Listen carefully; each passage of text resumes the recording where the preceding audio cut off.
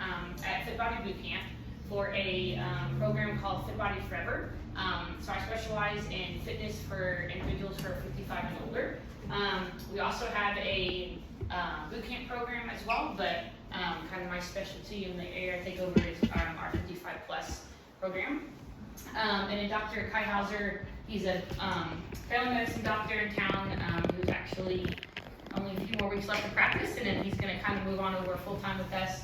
He is owner of FitBody Bootcamp, FitBody Forever, as well as Real Wellness MD, which is our medical weight loss program. So all three of our programs kind of work together to provide kind of a full package for our clients of fitness, health, and nutrition, no matter what age you are. But I'm really excited to be here again, so thank you guys for asking us to come back. Yeah, a little better turnout too. Yes, we had 2 or 3 last time. It was spring break week. That's what it's like, spring break week. So, kind of some high points I'm going to talk about today. Why it's important to be active and healthy at a young age, all the way up until you get to be seniors. What exercise can do to prevent long-term health issues and why we need to do that. Different types of exercise and the benefits of those.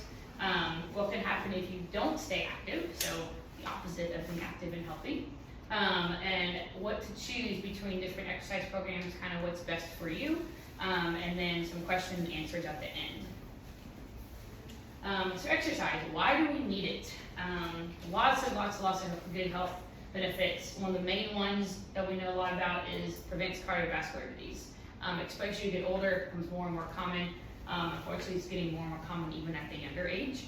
And so exercise and fitness is really important to do.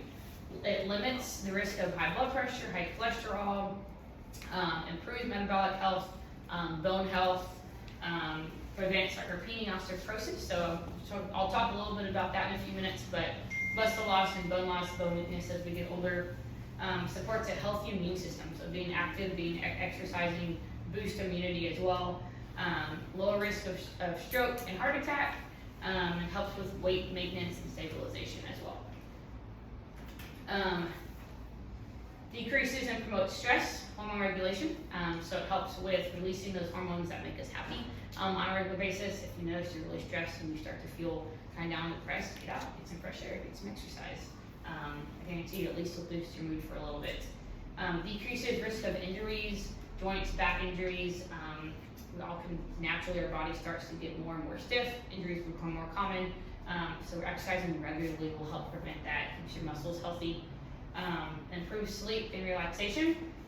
Obesity in America is huge, so it helps prevent that as well. So kind of talking the first section on obesity, it's the rate of obesity is drastically going up. So between now into the next 2030, they'll expect it to go up about 50%. So even where it is from 2023. So from 2023 to 2030, that's what, 7 years?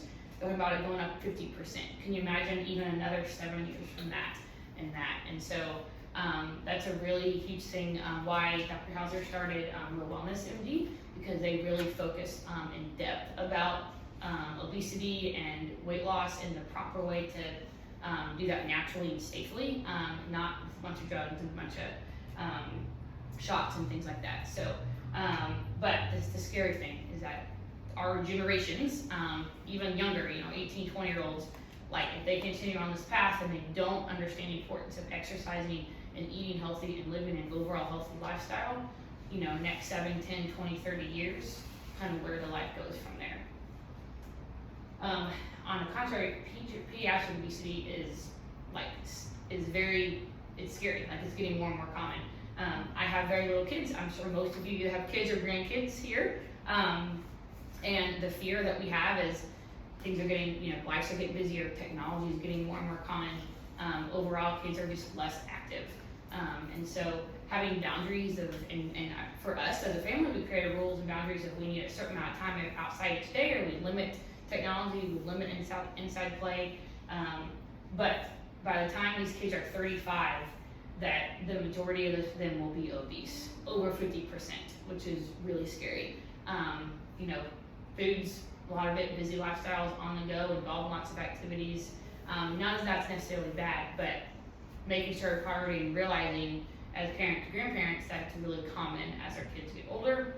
And what we can do to kind of help influence those around us, our families, our loved ones, our friends who have kids, to keep them and help them stay active, to help prevent some of that obesity as they get older. Sarcopenia. Who knows what sarcopenia is? Does anybody know what that is? Anybody? The pain that Sarcopenia?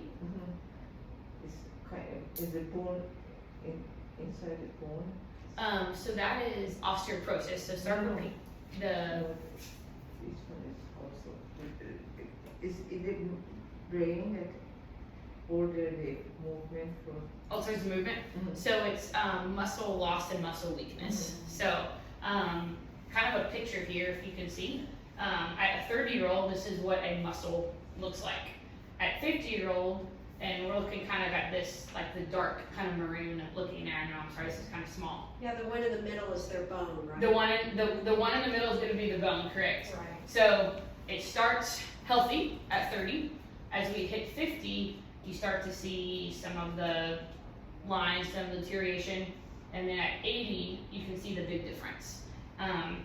So sarcopenia is going to be that muscle loss, muscle weakness. We naturally start to do that. Our body at 50 will start to lose some muscle, start to lose that muscle tone, that strength. And that's something as you start to notice it, it's important to say, what can I do to help this? That's something we're going to kind of talk about as well, as like some exercising things we can do to help increase preventing that. Or if you are noticing, hey, I'm starting to get weaker, my muscles really starting to get, I'm losing it, I don't have that strength, getting in and out of a chair, in and out of a car, starting to get harder, what we can do to help with that. Osteoporosis and osteopenia. So osteoporosis is going to be bone loss, bone density. Osteopenia is going to be that pre-osteoporosis. So if you have a bone scan, generally they'll say, hey, you have osteopenia, which is pre-osteoporosis. That bone is starting to get, they're starting to deteriorate. I don't know if you can see this. The osteoporosis is starting to get a little bit of spotty, and then even more as you start to get actual osteoporosis. So that's kind of the stages versus healthy osteoporosis and severe osteoporosis. Some preventative treatment for that, calcium and vitamin D, really good for the bones. Obviously, the more sun you can get, take a vitamin D supplement if your vitamin D is low. It's important to know that as you're younger, to know, hey, my vitamin D is low. When you start taking vitamin D now, spend as much time outside as I can to help prevent that as we get older. And then doing bone strengthening exercises, lifting weights, doing resistant band exercises, all of that. We all know that builds muscle, but a lot of clients I see come in don't understand that it also builds bone. And so you need to lift weights, you need to do resistance training, strength training early, but even as you get older, 60, 70, 80 years old, it's still important to do some type of lifting weights, obviously safely, but it's still important to do that. Some health benefits. Immediate would be sleep, less anxiety, blood pressure. This is for physical activity for adults. So that's going to be immediate. The difference in immediate versus long term is what do you see now? Like you start exercising, you start being physically active no matter what age you are, but something you're immediately going to notice is going to be better sleep, less anxiety, your blood pressure will start to decrease. That's something that I have a ton of my clients coming in who are in their 60s and 70s, and one of the biggest goals I have is my A1C needs to drop and my blood pressure needs to get lower, like I'm at danger zone. And they come in and they start exercising, within a few weeks to months, the amount of how that decreases is amazing. Just by working out 2 to 3 times a week, doing 30 to 45 minutes of exercise. Long term is going to do brain health, heart health, bone strength, and balance and coordination. So our program focuses a lot on balance and stability, energy, so stamina, and then strength, building that strength as we get older. So those are going to be more long-term benefits of being active. Mental health is another huge one. Since COVID-19, the pandemic showed a 25% increase in anxiety and depression. So since 2020, if you can believe that, 25% more of the population has an increase of anxiety and depression. Probably not that hard to believe, actually, if we think about what that really did. But a lot of those people who have had that have not been able to come out of that. One of the best ways, if you do struggle with anxiety and depression, is to exercise. It really helps boost those happy chemicals in the brain. It releases those endorphins, makes you feel happier, makes you feel better, reduces stress, better sleep, improves workflow with somebody at work, even if it's just daily tasks. You might come in and be like, oh my goodness, I get up and what's my point today? Like, I'm tired, I'm dragging. But you start doing a little bit of exercise, 34 minutes exercise, man, I'm focused, I'm motivated, I can now do all my housework, I can now get my errands done, whatever that may mean for you. So exercising is really good for the mental as well. Some differences on physical activity versus exercise versus physical fitness. So if you can kind of see the chart here, physical activity is going to be, I'm active at work. I have a job, my husband's an electrician, he's active. He works, obviously does a physical job, but it's not the same as actual exercise or physical fitness. So those are kind of those three tiers. An example is I never sit down at home, or we're all out all the time with kids. Those are great physical activity, but it's also important to add actual structured exercise into your routine. So exercise is planned, structured, repetitive, and intentional movements. So you have a plan, whether you do this at home, whether you're, says going for a walk, doing a 30-minute group fitness class every day. Some type of plan is going to be structured in the exercise. Physical fitness is going to be, okay, I'm working with somebody, I've got goals. In 90 days, I want to run half a marathon. You're working towards that to get your physical fitness. You're working on, okay, I do an in-body scan and I have percent body fat, I have my skeletal muscle mass, I have my overall BMI. The physical fitness I'm doing is going to help improve. Those are the things I want to improve on. I want to lose weight, I want to gain muscle, I want to lose body fat, improve body fat. That's going to be more of a physical fitness side. So physical activity is great. We need to be active on a day-to-day basis. Adding structured exercise is also important. We recommend 30 minutes at least 3 times a week. And then physical fitness is also important, adding all 3 of those in your regular lifestyle. Less than 25% of adults meet the CDC exercise recommendations, which is crazy. So you probably asking, what is that? How much exercise do I need? 150 minutes a week at least is what a moderate intensity workouts, moderate intensity exercise. Muscle strengthening activity would be 2 times a week. So that could be at least 30 to 45 minutes, twice a week. There's going to be some type of lifting weights, body weight exercises. That's going to be where our exercise versus our physical activity falls in. So what it's recommending is that you exercise moderately to intensity exercise, 150 minutes, 2 days a week. 75 minutes of vigorous high intensity exercise. So that's going to be, some type of HIIT training. That's going to be like going for a jog, doing some type of cycling, whatever that may mean. Swimming long periods of time would be 75 minutes. So 150 of moderate intensity, go for a brisk walk, doing some type of 30-minute workout, some strength training, and then 75 minutes of vigorous high intensity workouts a week. Kids and exercise, very important. We talked about pediatric obesity kind of being on the rise and how scary it is in the next 7-10 years where that's going. Examples of kids and exercise, jumping on trampolines, bike riding, swimming, roller skating, any type of sports, keeping them active, keeping them doing some type of impact related things. Kids 5 to 17 is kind of where we're targeting here. 60 minutes of vigor exercise every single day. So whether that's, again, riding a bike, jumping on a trampoline, running, swimming, whatever that may be for those kids. Cardio should make up the majority of that 60 minutes. So really get their heart rate up, really get them tired, get them breathing hard.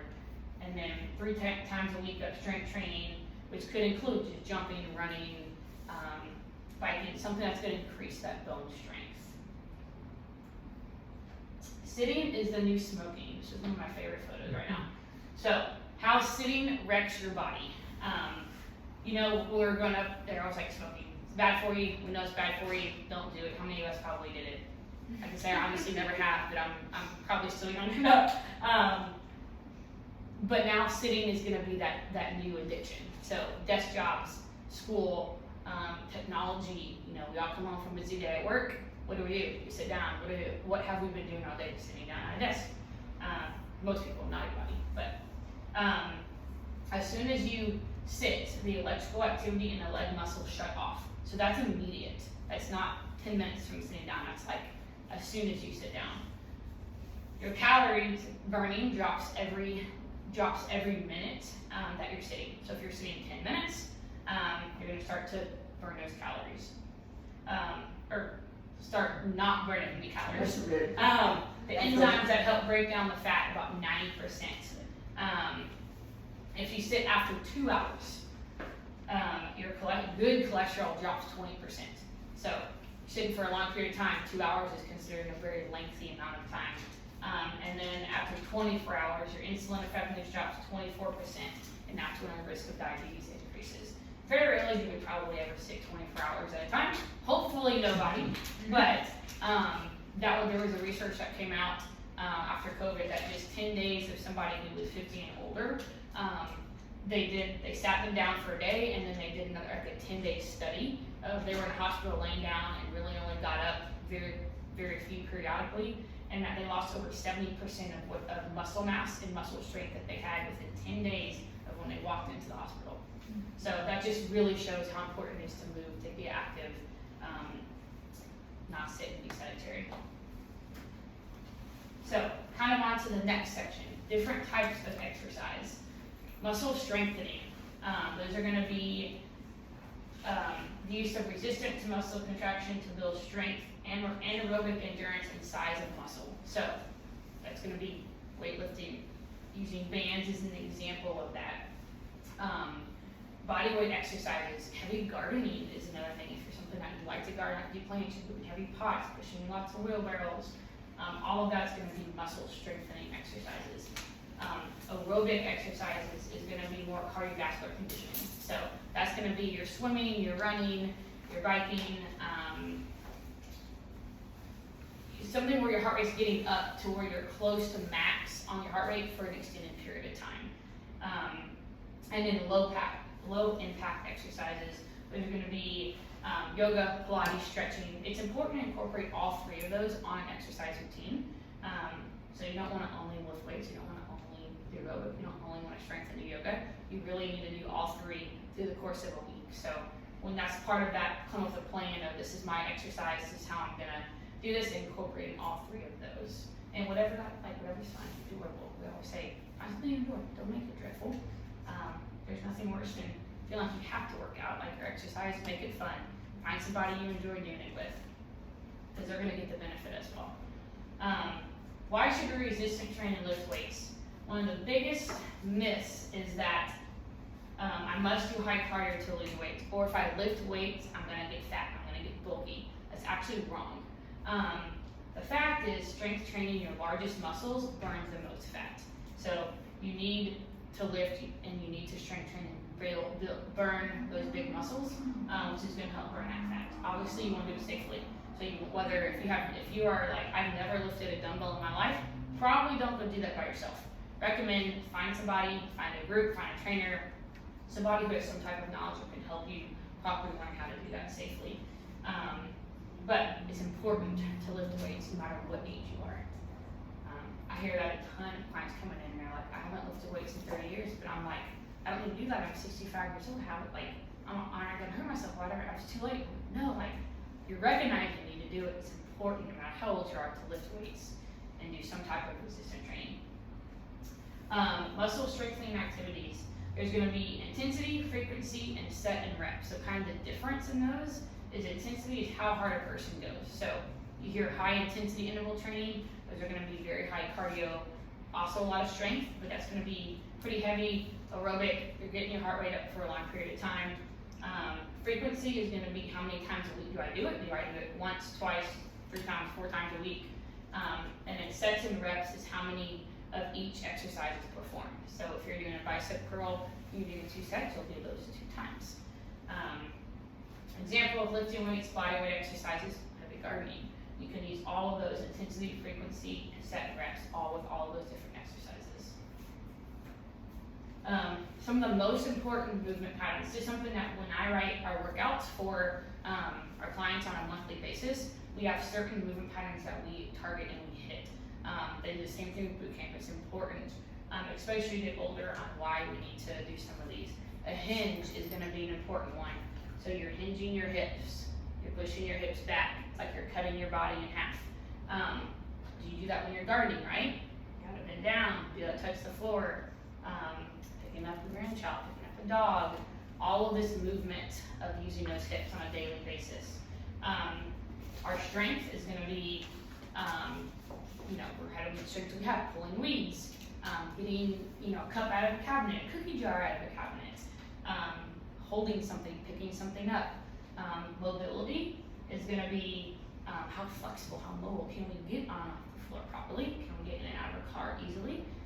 Sitting in and out of a chair, just daily function of being mobile. You notice as you get older, generally, you may feel, I'm not that mobile, man, it's really hard for me to get on and off the floor an hour.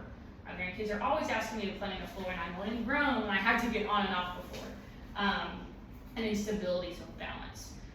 Fall risk is huge. That's a really big thing that we fear, and we naturally start to lose that kind of brain muscle connection as we get older, and that really affects our balance as well as just overall strength of our core and our legs. And so balance is a huge thing. So we work a lot on that as well. We do a lot of staggered stance stuff. A lot of single leg is important. Working and strengthening that core. A lot of people understand core strength really helps improve balance. So if you have a weak core, you might feel a little bit more off balance, be more high risk. But how many times do you walk off the curb, go up and down the stairs, stepping out of the car? Like, it's easy to lose that balance. So no matter what it is you do, incorporating those movements on a regular basis. So hinging, strength, mobility, and balance are all really important. What is your aging trajectory? So this is something that we have hanging up in our office. We kind of talk a lot about with our clients, and it's just important overall to understand. You have early life, so that's going to be birth to 30, 40 years old. Then we hit our adult life, which is probably going to be 20 to 30, all the way to 50-ish. That's kind of where this comes. That's going to be maintaining our highest possible level of function. So our prime time, we want to really focus on, it's a busy stage of life. We're past the growth and development stage. We now probably have kids, working, have family. Start to develop those things you like to do, whether you like to travel, play with your kids or grandkids, gardening, golfing, any type of sports. And then that older age, we kind of cross that over around that 50 to 60. And that's where we start, it's harder and harder to maintain our independence. And we want to prevent disabilities, we want to prevent injuries, it's cardiovascular disease, high blood pressure. That's when we start to really think about that. And really, we should think about it earlier. But our goal through our programming, just as we get older in general, is that we want to help maintain as you get into cross that adult life into that older age. So you don't notice a drastic, oh my goodness, it's been 12 years and now I felt my balance go off 12 years ago and I haven't done anything about it, and now I feel like it's too late. Or, you know what, I started to notice I had some health issues. Dr. Krill was like, you're getting high blood pressure borderline. I just ignored it, hopefully not. But you did, and then all of a sudden, oh my goodness, now it's really now it's a problem, now it's serious. If we stay active and we stay healthy and fitness, as soon as we recognize that, that will help limit some of that. So it's kind of cool to see what the aging trajectory is in the different stages of life as we get older. And then kind of one of the last things, is your workout balanced? So in a balanced physical function, you're going to want to have some type of strength focused exercises, balance, mobility. You're going to have some kind of cardiorespiratory as well, and then cognitive. So we do a lot of coordination. Balance is kind of thrown in there. We challenge a lot of clients, and it's important to do this of opposite arm, opposite legs, some type of coordination, because it works a lot of that brain that deals with memory. So early onset of dementia, Alzheimer's, a lot of that's in that frontal lobe of the brain, and so we work that coordination, really kind of testing and working through that. So hopefully as you get older, you're staying challenged, you're doing crossword puzzles, if you're doing exercise, it's challenging your brain as well. So something to kind of think about as especially if you're getting a little bit older, to make sure you incorporate doing that as well, of challenging that kind of muscle memory part of the brain. So kind of a little bit about programs. Y'all have any questions before I move on to this actually? And I feel like I've talked the whole time, but y'all have any questions or anything? Yeah, go ahead. If you're at the gym and you do a stationary bicycle, Yeah. is it better to maintain a constant speed or go way up and down? And if you go way up, how high should you go? So I think it's important so like if you do it on say 3 days a week, it's important to incorporate both types. So we would call the up and down like interval training or interval cycling, and that's important. That's going to help build that cardiovascular whenever you start to get your heart rate close to max. So there's kind of different zones of, okay, I'm at 70 to 80%, 80 to 90% of your kind of max heart rate. And incorporating that of, okay, I'm going to do interval, but it's also important to find that stable. Say, okay, I'm going to kind of hover around 70 to 80 today, and I'm just going to cruise for 20 or 30 minutes. So what would be a target on the high side, target heart rate? So it's going to depend on you and your age. So kind of based on whatever your max heart rate is, getting close to that. So for an example, mine's usually like 180. If I hit 170, 173 for a beat, I'm going to be in that 90%. That red zone is what you call it, all the way up to 180. If your max heart rate's 150 or 160, you're going to be at that 150, 155 is going to be that 90 zone. You're also going to burn more calories the longer you're in that higher heart rate zone. But and you can wear a heart rate monitor. That's something I recommend if it is something you're really interested in tracking and saying, hey, I'm going to ride a bike for 30 to 40 minutes. I want to know how long I'm actually at my max heart rate. You can find your watches, if you have a smartwatch or a Fitbit, they have different heart rate monitors you can get as well. We always recommend that if that's something you really want to kind of see where you're at. You don't have to, but it's easier than trying to figure it out while you're riding a bike or running or doing some type of exercise for sure. It's a great question. Thank you. Anything else? I'll take more questions, but while your brain is fresh on what I talked about. No? Okay. So kind of a little bit about our programs. At FitBody Bootcamp, we have our boot camp, which is going to be our 30-minute HIIT training exercise. So that's going to be kind of a 1 to 30 ratio, so 1 coach per 30 clients is our max. So we cap at 30. Sometimes we have 15 or 20, depending on how many come that day. We offer like a 6-day-a-week option on that. You can have unlimited how many times you want to. Those are going to be very high intensity. Generally, our younger crowds do that. We do have a few older ones, but it's going to be very high impact, high cardio, lots of strength, but it's very like fat loss focused. Our FitBody Forever program, which is the one that I run, is a 45-minute kind of more functional fitness program. So we focus a lot on balance, strength, stability, boosting that energy and stamina. We do a little bit extra mobility. We do longer classes because we do more stretching at the beginning and the end versus hard to the till from the time you walk in. We will do a lot of, you're still going to get your heart rate up, you're still going to get a lot of cardio, but it's going to be toned down. It's a smaller group. So there's usually 2 coaches in there or 1 coach per 10 clients. So we give it a lot smaller ratio. We can work more independently with y'all. And we do that because all our clients are going to be at different fitness levels that are in there. And we have a pretty strict physical assessment I do when they come in to know, hey, do we have any limitations or any injuries or anything before starting. If so, we know we can work through that, but we want to make sure we know ahead of time. That way myself and the other coaches are aware in a group and in a class of what we need to modify or adjust. Our small group strength training, that's going to be 1 to 6 ratio. Those are offered to our bootcamp members. So you come in and you want to do, hey, I want 30-minute unlimited workouts, but maybe twice a week I want to do a small group, more strength focused. That's a package option that we offer.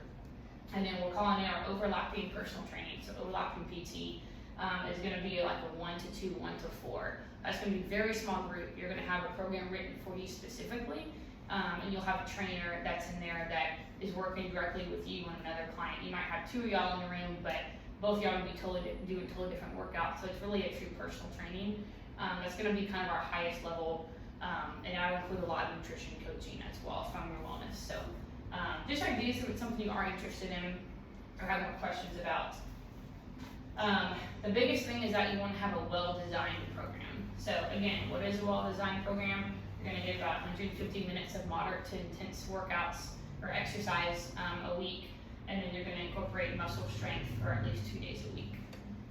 So whether that's, find something that you enjoy. That's the biggest thing to tell people is, we can tell you what we do all day long, but the biggest thing is what do you enjoy? What works for you, for your lifestyle, other than just sitting down and being sedentary.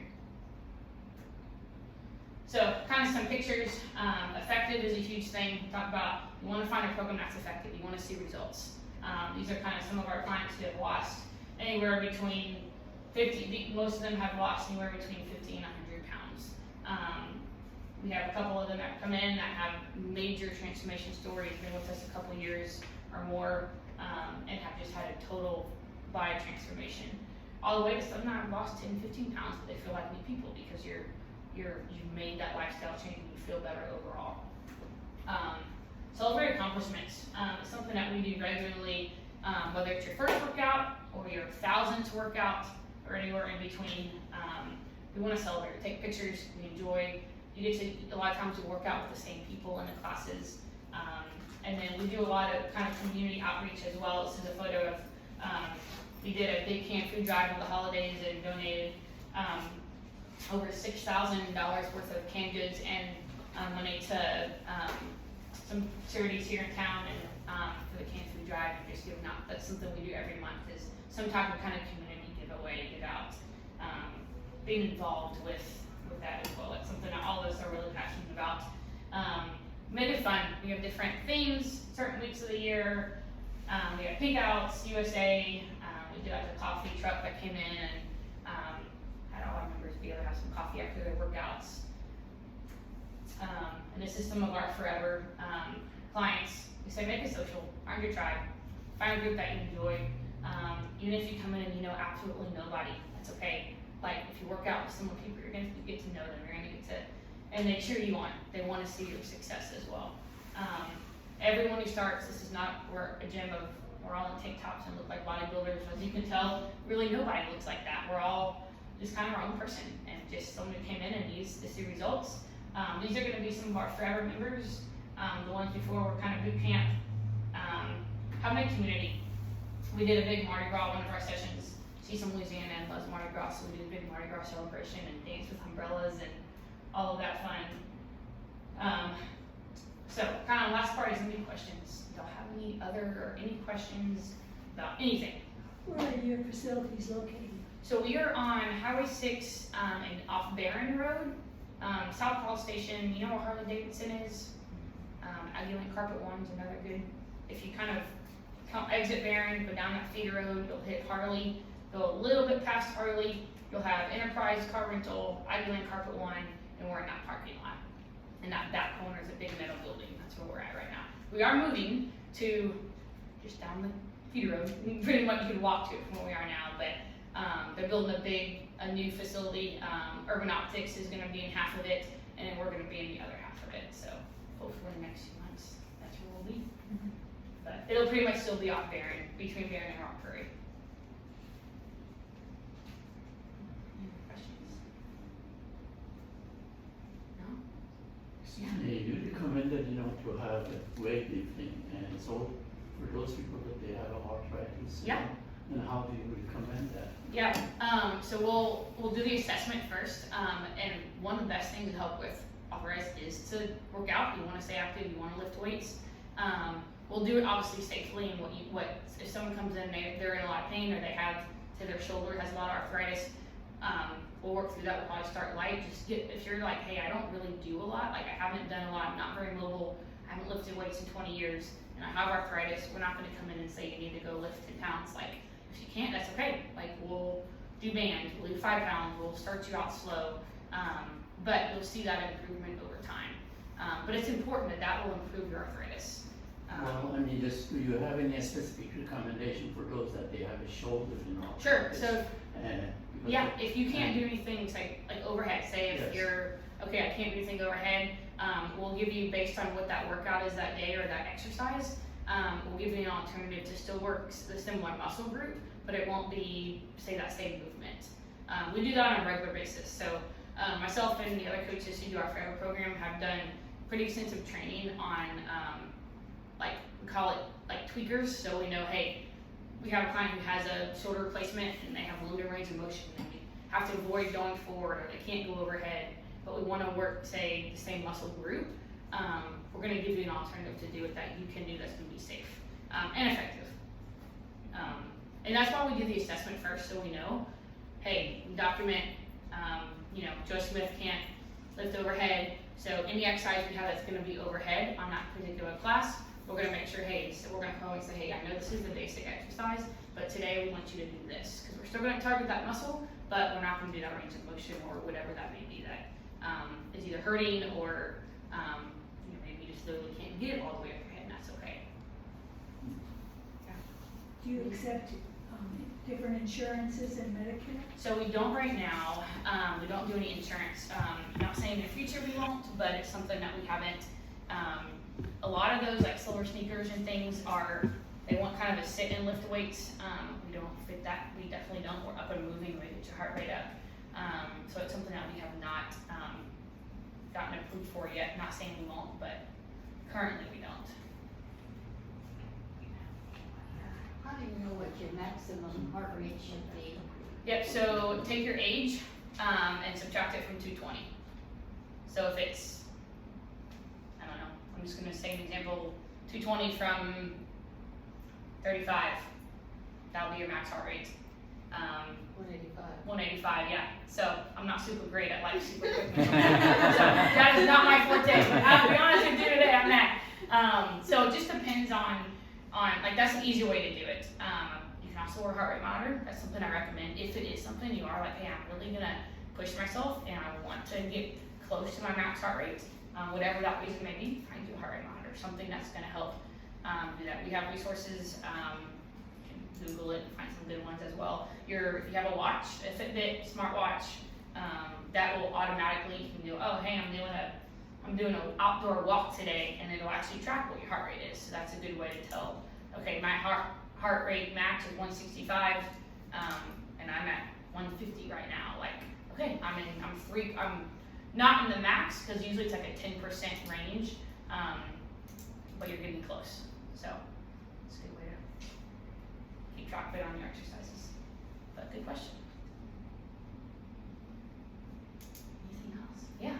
Well, everybody says you should put in 10,000 steps. Yeah. So where would that fall in the overall plan?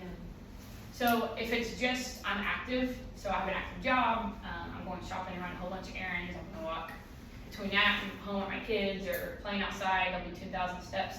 That's still good, that's still physical activity. We want that on a daily basis. But that's gonna be different than structured exercise. And I think it's important to have all three of those.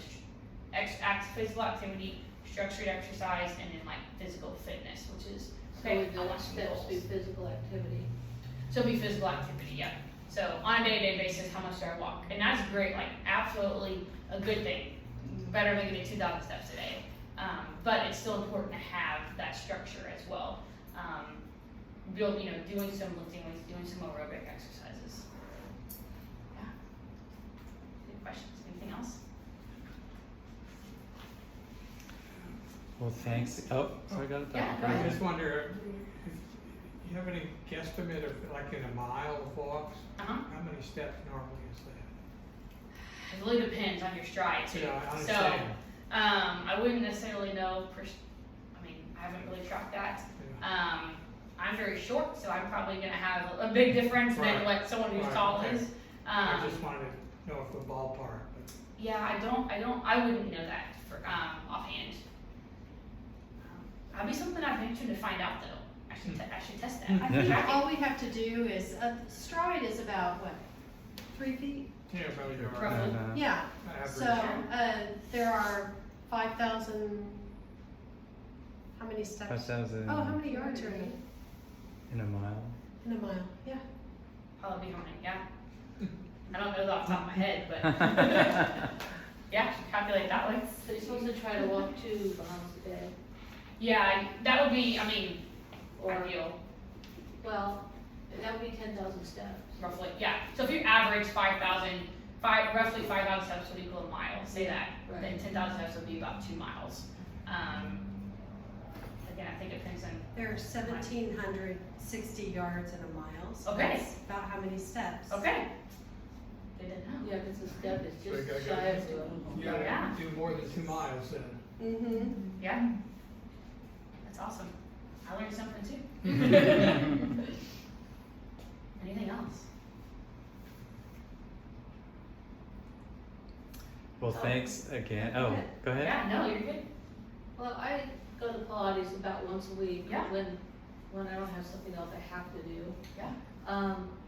It's interesting, I'm not asking a question, I'm just noting something.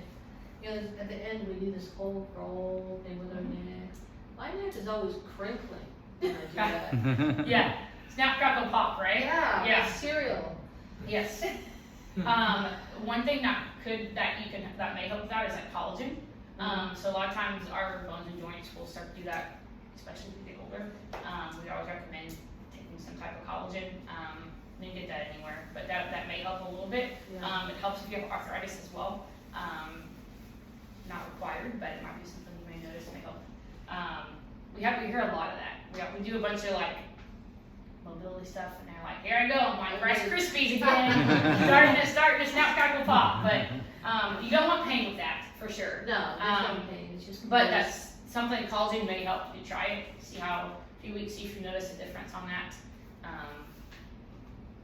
Calcium is another thing you can add as well, but collagen's a big thing. I recommend if someone comes in and they're like, I really have a lot of popping, I hear a lot of cracking, whether you squat, just any type of mobility stuff, one of the first things you recommend is to take some type of collagen in your diet. But if you were to take it, it'd be better if you put like cream instead of taking a pill? So we do like a powder. You can do a pill, you can do powder. I'm not super familiar with the creams, but I know the powders dissolve really quickly. You can get unflavored, which if you're really picky on how that tastes, you can do unflavored. But you can get to Costco, Sam's, Walmart, like any of those places will sell like collagen, or you can order it online if you're more of an online shopper. But we like the powder. It absorbs a little bit better than a pill. But if all you can find is a pill and you'd rather take a pill, that works too. But collagen is a big thing, and important. Even if you don't, like, I take that on a daily basis. Even though I don't necessarily crack or pop, but like, I know it's good for you. And the younger you start, it's not gonna hurt. So, it's important to add. It's one of those supplements we really recommend. I take turmeric.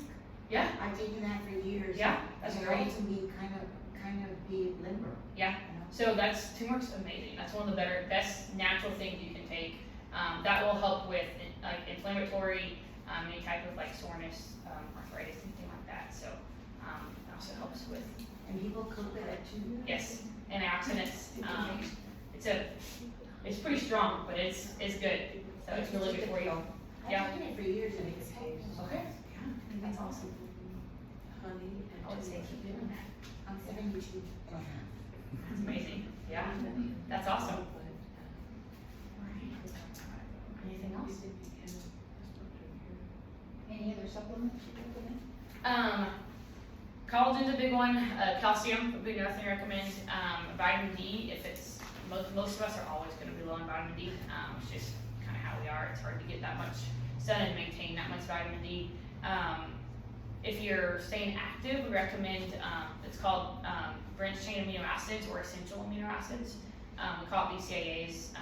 That's going to be they're really essential with kind of if you're lifting weights or exercising, it helps build up that protein in that muscles and help with recovery, soreness. It's something important you can take every day. You don't have to just take it on a day you exercise. But that will help you with that muscle recovery. Those are kind of the main things is recovery, hydration, and soreness is one of the reasons that we really recommend BCAAs. So not that you have to, You're but saying it kind of fast? so branched chain amino acid is kind of what it stands for. Is it what kind of, the tryptophan, methionine, which kind of? So we recommend there's 12. So I recommend like find something that's got at least 9 of the 12 essential amino acids. And you can look, like if you read the bottle, it'll tell you like which ones are in there. Ideally, you find something that has all of them. That's even better. I mean, do you remember which one is brand? You said. So the branch chain is going to be usually going to include 9 of the 12. The essential amino acids is going to include all 12. If that helps you as you're looking for it. And what's the abbreviation? So BCAA or EAA would be another one. Yeah, absolutely. And then collagen is probably the biggest one I feel like we gotta take. That's huge. If you're outside in the morning, like the early morning, do you still get vitamin D? Or like if you're not directly under the sun, like I sit outside in the morning on the porch, but it's covered. Yeah. I mean, am I getting vitamin D if I'm totally covered? Yeah. And You're not gonna get as much as if you're, even if it's cloudy, but you're not under a cover. I think you're still gonna get something, but it's not gonna be the same amount as if you're, even in the shade. Like if you're outside and you're like, it's a cloudy day, you're still gonna get some vitamin D. Obviously, on a sunny day, you'll get a little bit more the closer you are to the sun, but here in Texas, we don't have the altitude, so we're not nearly as high. But if you're under like a roof or a cover, I'm not gonna say you're not gonna get any, but I don't think you're gonna get the direct amount as you would as if you were not under a cover. How long should you be out in the sun a day? At least 30 minutes. Okay. Yeah, I would recommend even more than that. I know summer's pretty much here coming up, so it's a good time, obviously, to be safe with it. But if you have a pool, or you like the pool, or you have kids like the pool, it's great to get out there. You're always going to get more sun. Obviously, be safe and protected with it, but it's always best. Like the more natural you can get it, the better. So being outside is going to be the best way to get vitamin D. Eating foods with high vitamin D is going to be another big important thing. But our body sometimes doesn't absorb just those, and so adding like a vitamin D supplement if you're low, and like a simple blood test can tell if you're low on vitamin D. Most people generally are. Even if you're outside a lot, you're still going to maybe a little bit low on what your range is. But It's on the screen, and you wear sunscreen, does it still affect if you go? I don't think you're going to absorb quite as much with sunscreen. You will still get some, but it's going to add a little bit of a barrier, a skin barrier on it to protect you from getting burned. So you may not absorb as much, but you're still going to get better than staying inside, if that makes sense. For example, if you wear just for your face and For your arms, does all your body absorb it? You're going to absorb some of it, yeah. You don't want to get burned, so you don't want to go out for 30 minutes in direct sun and not have anything to You protect can be out for like an hour. So when we had a pool, my son and I used to go out for just an hour, 45 minutes to an hour, and swim without sunscreen. Yeah. And we wouldn't get burned. Yeah. And then come in after that. And Yeah. I think you can stay pretty safe. Pretty good, yeah. You know, If you're out for longer periods of time, or if you have really, really fair skin, I don't think most people do, but if you have like, you're not on the outside at all, and you really have fair skin, and you burn really quickly, but you'll absorb the most if you don't have sunscreen on, for sure. It's always controversial with the dermatologists. 'Cause Yeah. they don't want us outside at all. I bet. Yeah. I was like, So- hopefully we don't have any of those in here. But awesome. That was great. Thank Well, you. thanks again, Katie. Absolutely. I know for those who thought we were talking about nutrition, because that's what I had announced. Okay. It was, the problem was our communication. I think Becky told you to repeat the same thing we did last time. Okay. And I thought we were doing something Yeah. different, so. Gotcha. Okay. We'll have you do nutrition another time. Okay. Sounds great. Well, I can bring. We brought that in. Yes, we did. We did. It's like